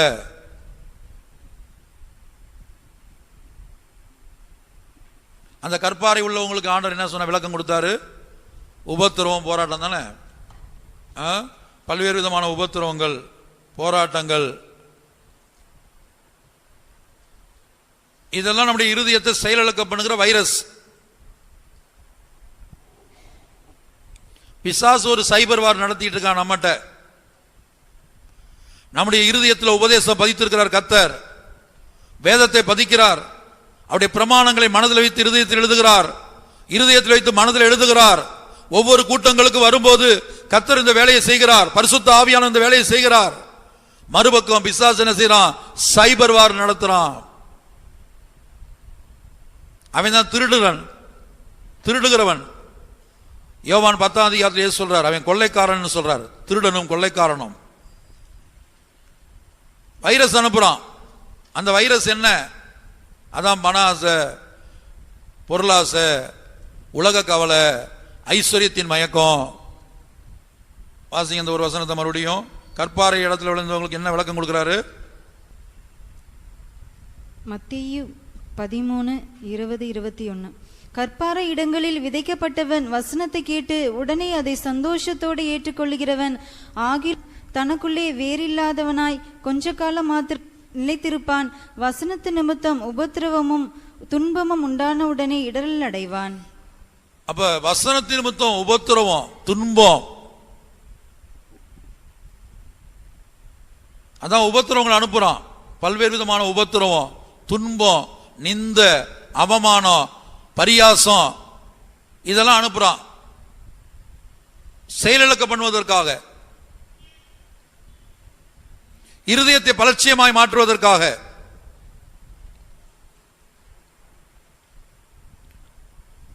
அப்ப சிலருடைய வாழ்க்கையில எந்த உபத்திரம் வந்தாலும், எந்த நிந்த வந்தாலும், எந்த அவமானம் வந்தாலும் சிலர் என்ன செய்வாங்க? அதுல கடந்து போவாங்க. ஆனா அநேகர் அதுல விழுந்து போவாங்க. உபத்திரம் வந்த உடனே, நிந்த வந்த உடனே, பரியாசம் வந்த உடனே. சிலர் பாருங்க தேவசத்துல உறுதியா நிற்பாங்க, தேவசத்தில் நிற்பாங்க, உறவினர்கள் வருவாங்க, நண்பர்கள் வருவாங்க, எதிர்ப்பு தெரிவிப்பாங்க. உடனே என்ன செய்வாங்க? அவங்க சொன்னாங்கிறதுக்காக ஹாஸ்பிட்டல் கூட்டு போயிடுவாங்க. சிலர் பார்த்தா சத்தியத்தை கேட்டு நகையை கழட்டுவாங்க. நகையை கழட்டு அங்கே வேலைக்கு போனால், அது வேற எங்கேயாவது போனால், உறவினர்கள் மத்தியில் போனால் நிந்த வரும், அவமானம் வரும், பரியாசம் வரும். உடனே மறுபடியும் நகையை போட்டுருவாங்க. எல்லாரும் அல்ல, சிலருடைய வாழ்க்கையில் அப்படி துன்பம் உபத்திரம் வந்தோடனே தடுமாறக்கூடியவங்க. யாரை எந்த வைரஸ் அனுப்பி க்ளோஸ் பண்ணணும் பிசாசுக்கு தெரியும். ஒரு ஆளை எந்த காரியத்தில் அடிமைப்படுத்தலாம். இங்க உட்கார்ந்து இருக்கிற உங்களையும் என்னையும் எந்த காரியத்தை காட்டி மயக்கலாம், அப்படி பிசாசுக்கு நல்லா தெரியும். இதான் ஆவிக்குரிய உலகத்தில் நடக்கிற சைபர் வார். நம்முடைய இருதயத்தில் சத்தியங்களை, உபதேசங்களை, ஏன்னா உபதேசம் தான் கிறிஸ்துவுக்குள்ள ஒரு மனிதனை பூர்ணப்படுத்துது. எந்த மனிதனையும் கிறிஸ்துவுக்குள்ள தமிழில் தேறினவன் என்று எழுதப்பட்டிருக்குது, மூல பாஷையில பூர்ணப்படுத்தும்படிக்கு, கிறிஸ்துவுக்குள்ள பூரணப்படுத்தும்படிக்கு உபதேசம். அப்ப இந்த உபதேசத்தை அழிச்சாச்சுன்னா முடிஞ்ச விஷயம். இந்த உபதேசத்தை கம்ப்ளீட்டா எப்படி அந்த ஃபைல் எல்லாம் கரெக்ட் பண்றானோ சத்துரு, ஒரு தேசத்திலிருந்து மற்றொரு தேசத்துக்கு இந்த சைபர் வார் மூலமாக அவங்க நடத்துறாங்களோ, அந்த முக்கியமான ஃபைல்ஸ் எல்லாம் அழிக்கிறாங்களோ, ரகசியங்களை அழிக்கிறாங்களோ, அதுபோல பிசாசு என்ன செய்யறான்? நம்முடைய இருதயத்தில் எழுதப்பட்டிருக்கிறான, பதிக்கப்பட்டிருக்கிற வேதத்தை, உபதேசத்தை, சத்தியத்தை, அவருடைய பிரமாணங்களை என்ன செய்யறான்? அழித்து விடுகிறான். அதான் செயலிழந்த இருதயம், அதான் பலட்சியமான இருதயத்தினுடைய நிலவரம். உம்முடைய இருதயம் உம்மை எங்கே கொண்டு போகிறது? இப்போ பலட்சியமான இருதயம் ஒரு மனிதன் எங்கே கொண்டு போகுது? அவனுடைய கண்கள் பிடுங்கப்பட வேண்டிய சூழ்நிலை. தரிசனத்தை இழந்துருவாங்க, பரலோக தரிசனத்தை இழந்துருவாங்க, வருகையை பற்றிய தரிசனத்தை இழந்துருவாங்க, ஆண்டவரை போல மாறணுங்கிற தரிசனம் போயிடும். சம்பாதிக்கணும், சொத்து சேர்க்கணும், ஆஸ்தியை பெருக்கணும், களஞ்சியத்தை இடித்து பெரிதா கட்டணும், இன்னும் படிச்சுக்கிட்டே போகணும், பட்டங்களை வாங்கிக்கிட்டே போகணும். ப்ரொமோஷன் அடைஞ்சு போனோம். இன்னொரு 10 நிமிடத்தில் மற்றொரு இருதயத்தை குறித்து சுருக்கமாய் சொல்லுகிறேன். எசேக்கியேல் 28ஆம் அதிகாரம் 2ஆம் வசனம். எசேக்கியேல் 28ஆம் அதிகாரம் 2ஆம் வசனம். மனுபுத்திரனே, நீ தீருவின் அதிபதியை நோக்கி, கர்த்தராகிய ஆண்டவர் உரைக்கிறது என்னவென்றால், உன் இருதயம் மேட்டிமை கொண்டு, நான் தேவன், நான் சமுத்திரத்தின் நடுவே தேவாசனத்தில் வீற்றிருக்கிறேன் என்று நீ சொல்லி உன் இருதயத்தை தேவனின் இருதயத்தை போல் ஆக்கினாலும் நீ மனுஷனே அல்லாமல் தேவன் அல்ல. தேவனின் இருதயம், அதாவது மேட்டிமையினால ஒரு மனிதன், அதான் சிங்காசனத்தில் சமுத்திரத்தின் நடுவில் அந்த தீர்வின் அதிபதி ஒரு சிங்காசனத்தில் வீற்றிருக்கும் போது அவன் இருதயம் மேட்டிமை கொண்டது. தன்னை தேவன் என்று தேவனுக்கு சமமாக எண்ணிக்கொண்டான். நம்ம கர்த்தராகிய இயேசு கிறிஸ்துவை குறித்து படிக்கிறோம். அவர் இந்த பூமியில மனிதனாய் வந்தபோது தேவனுக்கு சமமாய் இருப்பதை கொள்ளையாடின பொருளாக எண்ணாமல் என்று நாம் படிக்கிறோம். அவர் தேவகுமாரன் தான், ஆனா மனுஷகுமாரனாய் வந்தார். இப்ப தன்னை ஒரு தேவகுமாரன் என்று அவர் சொல்லிக் கொண்டிருக்கவில்லை. மனிதன் படக்கூடிய அத்தனை கஷ்டங்களை அவர் பட்டார். நம்மை போல அவர் பாடுகளை பட்டார். அவமானத்துக்கு ஒப்பு கொடுத்தார், நிந்தைக்கு ஒப்பு கொடுத்தார், பரியாசத்துக்கு ஒப்பு கொடுத்தார், சிலுவை மரணத்துக்கு ஒப்பு கொடுத்தார், கைகளிலும் கால்களிலும் ஆணி அடிக்கப்பட ஒப்பு கொடுத்தார், தலையிலே முள்ளின் கிட்டம் சுட்டப்பட ஒப்பு கொடுத்தார். ஆனால் அந்த தீர்வின் அதிபதியோ வெறும் மனிதனாய் இருந்து கொண்டு அந்த அதிகாரம், அந்த பதவி, அந்த சிங்காசனம், எழுத்தின்படியான சிங்காசனம் அவன் இருதயத்தை தேவனை போல மாற்றிவிட்டது. நான் தேவன்.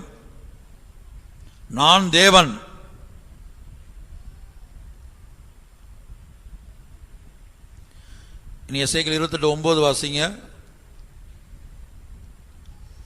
உன்னை கொல்லுகிறவனுக்கு முன்பாக நான் தேவன் என்று நீ சொல்லுவாயோ? உன்னை குத்தி போடுகிறவன் கைக்கு நீ மனுஷனே அல்லாமல் தேவன் அல்லவே. உன்னை குத்தி போடுகிறவன் கைக்கு நீ மனுஷனே அல்லாமல் தேவன் அல்ல. உன்னை கொல்லுகிறவனுக்கு முன்பாக நீ தேவன் என்று சொல்லக்கூடுமோ?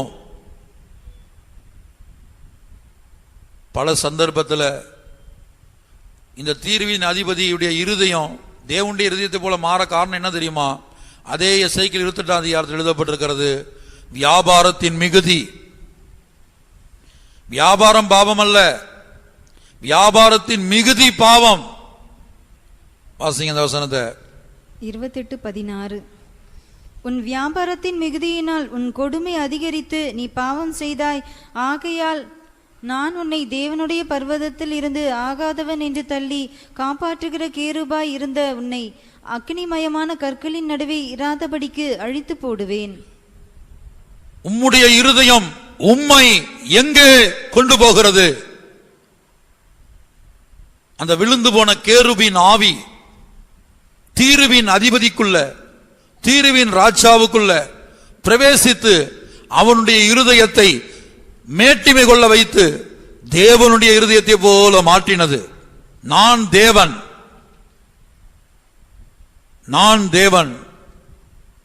அந்திகிறிஸ்து தான் செய்ய போறான். தேவனுடைய ஆலயத்தில் வந்து தேவன் போல அவன் உட்கார போறான்.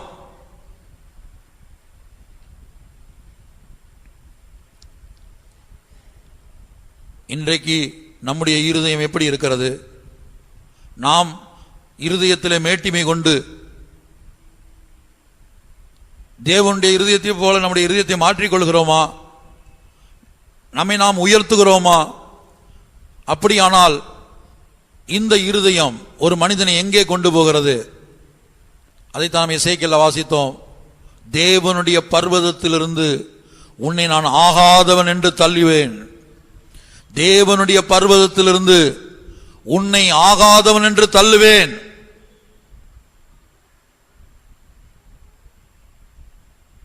அக்னிமயமான கற்களின் நடுவே உலாவின உன்னை என்ன செய்வேன்? வாசிங்க. 28:16. உன் வியாபாரத்தின் மிகுதியினால் உன் கொடுமை அதிகரித்து நீ பாவம் செய்தாய்.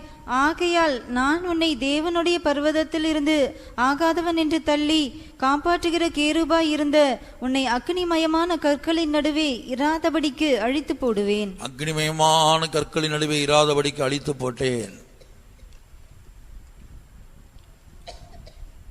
இப்ப நம்முடைய வாழ்க்கையில நம்முடைய இருதயத்தை மேட்டிமை கொள்ள செய்து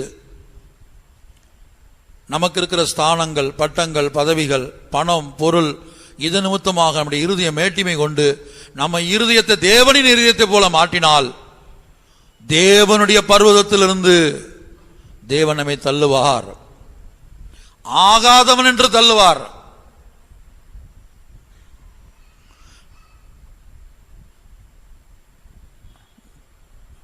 நாம் எல்லாரும் கண்களை மூடுவோம். இனி நாம் நம்மை தாழ்த்துவோம். உம்முடைய இருதயம் உம்மை எங்கே கொண்டு போகிறது? கர்த்தாவே, என்னுடைய இருதயம் பலட்சியமாக இருக்கிறது ஐயா. சிம்சோன் தெலீலாளோடு ஐக்கியப்பட்டான். தெலீலாள் என்றால் செயலிழக்க பண்ணுகிறவள், இருதயத்தை செயலிழக்க பண்ணுகிறவள். நம்முடைய வாழ்க்கையிலே காணப்படுகிற தெலீலாள் யார்? அது பதவியா இருக்கலாம், அதிகாரமா இருக்கலாம், பணமா இருக்கலாம், இல்லை யாராயிலும் ஒரு நபரா இருக்கலாம், ஏதாயிலும் ஒரு பொருளா இருக்கலாம்.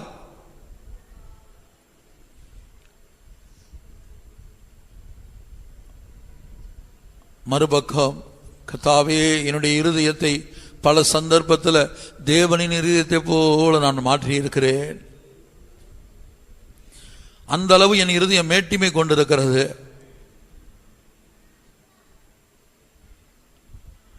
நீர் தேவனுடைய பர்வதத்திலிருந்து நீ ஆகாதவன் என்று தள்ளாதபடிக்கு, சியோனிலிருந்து ஆகாதவன் என்று நீ தள்ளாதபடிக்கு, எருசலேமிலிருந்து ஆகாதவன் என்று உன்னை தள்ளாதபடிக்கு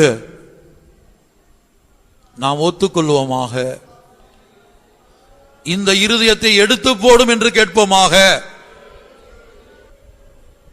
புது இருதயத்தை தருவேன் என்று அவர் வாக்கு பண்ணுகிறார்.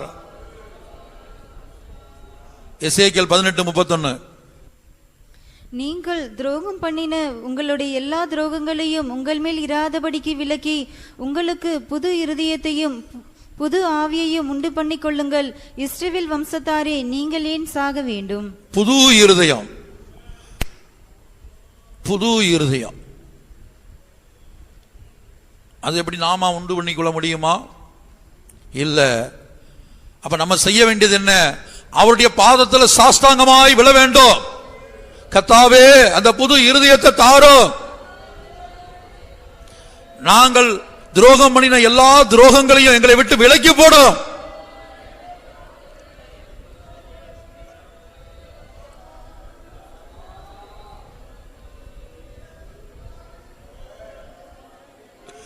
அப்பா, கிருபை, கிருபை.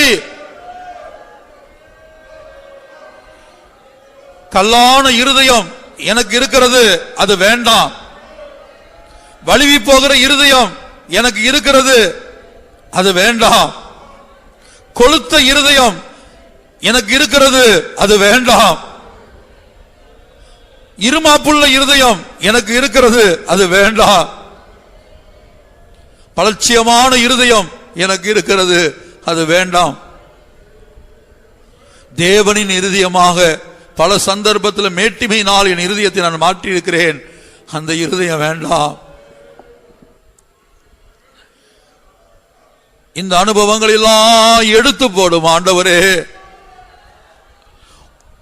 ஒருவரால் தான் மாத்திரமே அது முடியும். உம்மால் மாத்திரமே அது முடியும். நான் வாஞ்சிக்கிறேன், தவிக்கிறேன், கதறுகிறேன், கெஞ்சுகிறேன், இரக்கம் செய்யும்.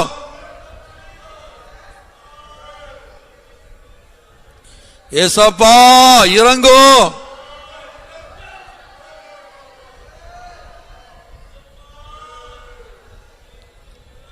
இறங்கும் ஆண்டவரே. பாவியாய் என் மேல் கிருபையாயிரும். ஏசப்பா, நறுங்குண்டது நொறுங்குண்டமான இருதயத்தை தாரும், சதையான இருதயத்தை தாரும், நவமான இருதயத்தை தாரும், புதிய இருதயத்தை தாரும். மெழுகு போல் உருகுகிற இருதயத்தை தாரும். கர்த்தாவே, மெழுகு போல் உருகுகிற இருதயத்தை தாரும் ஐயா. 22ஆம் சங்கீதம் 14ஆம் வசனம். மெழுகு போல் உருகுகிற இருதயம். தண்ணீரை போல ஊற்றுண்டேன், என் எலும்புகள் எல்லாம் கட்டுவிட்டது, என் இருதயம் மெழுகு போலாகி என் குடல்களின் நடுவே உருகிற்று. மெழுகு போல் உருகக்கூடிய இருதயம். வாஞ்சிக்கிறீங்களா? தவிக்கிறீங்களா? ஆண்டவர்கிட்ட கேட்கிறீங்களா? இந்த நேரத்தில் கத்த முடியுமா? இந்த நேரம் வாயை திறக்க முடியுமா? முடியுமா? தண்ணீரை போல் ஊற்றுண்டேன், என் இருதயம் மெழுகு போல் ஆகி என் குடல்களின் நடுவே உருகிற்று. என் இருதயம் மெழுகு போல் ஆகி என் குடல்களின் நடுவே உருகிற்று. எனக்கு அந்த அனுபவத்தை தாரும் ஆண்டவரே.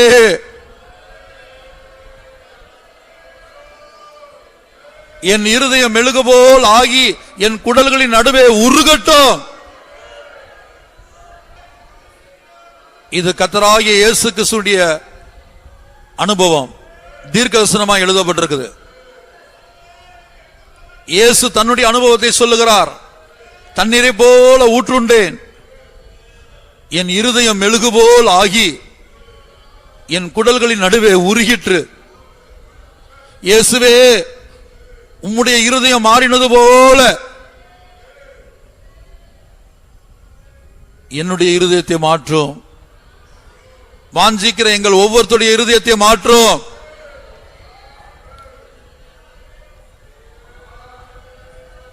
இயேசுவின் இருதயம் போல் எங்கள் இருதயம் மாறட்டும்.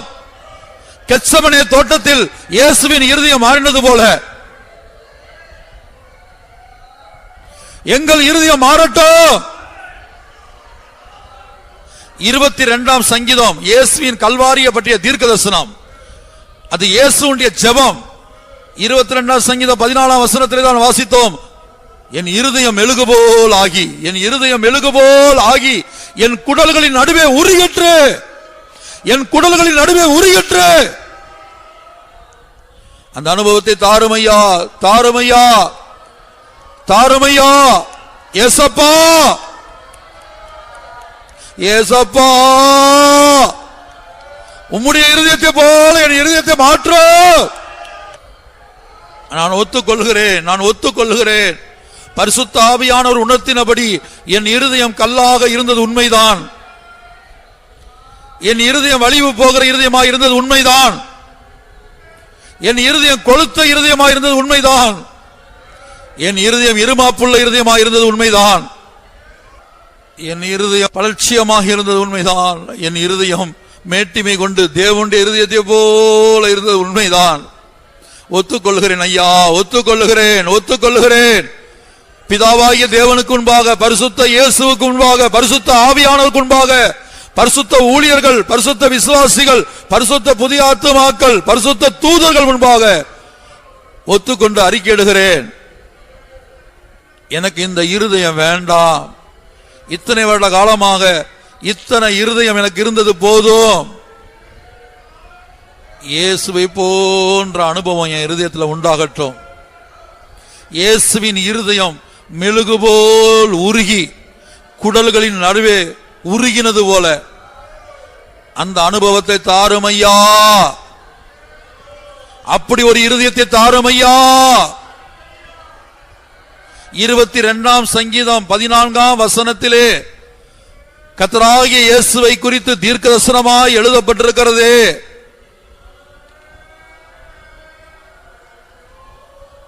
என் இருதயம் மெழுகு போல் ஆகி என் குடல்களின் நடுவே உருகிற்று. தண்ணீரை போல ஊற்றுண்டேன், கிருபை கிருபை கிருபை கிருபை. ஏசப்பா கிருபை கிருபை கிருபை. அந்த மெழுகு உருகுவது போல, அந்த மெழுகு உருகுவது போல நெருப்புக்கு முன்பாக, அந்த நெருப்புக்கு முன்பாக மெழுகு உருகுவது போல கர்த்தாவே பரிசுத்தாவின் அக்னிக்கு முன்பாக, பரலோக அக்னிக்கு முன்பாக என் இருதயம் மெழுகு போல உருகட்டும். இயேசுவின் இருதயம் மெழுகு போல் உருகினது போல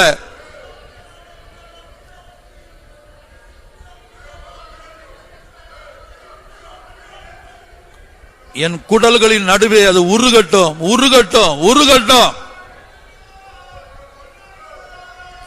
இந்த கூட்டங்களில் அப்படி ஒரு சந்தர்ப்பத்தை தாரும், அப்படி ஒரு அனுபவத்தை தாரும். இந்த சுத்திகரிப்பு கூட்டங்கள் விருதாவாய் போகக்கூடாது.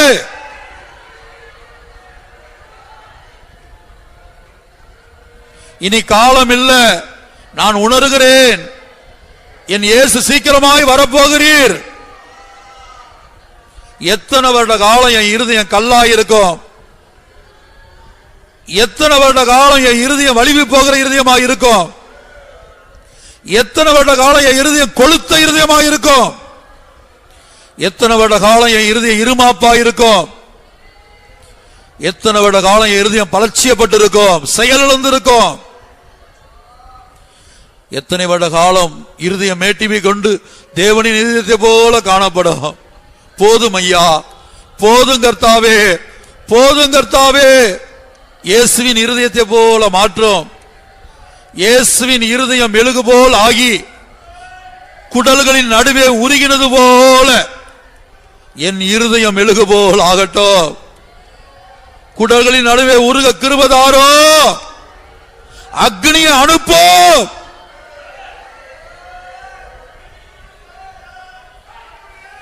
ஐந்து நிமிடம் வாஞ்சை உள்ளவங்க தவிங்க. இனி காலம் இல்ல.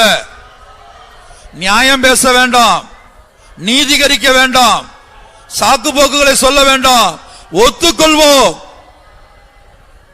ஒத்துக்கொள்வோம், தாழ்த்துவோம். சங்கீதத்தில் படிக்கிறோம், என் இருதயம் கதறுகிறது, கதறுகிற இருதயம், என் இருதயம் கதறுகிறது என்று சொல்லுகிறார். நம்முடைய இருதயம் கதறட்டும், நம்முடைய இருதயம் கதறட்டும், கர்த்தரை நோக்கி கதறட்டும். கெஞ்சுவோம், பிதாவே இயேசுவின் இருதயத்தை மெழுகு போல் ஆக்கினீரே, அதுபோல என்னுடைய இருதயத்தை மெழுகு போல் மாற்றும் ஐயா.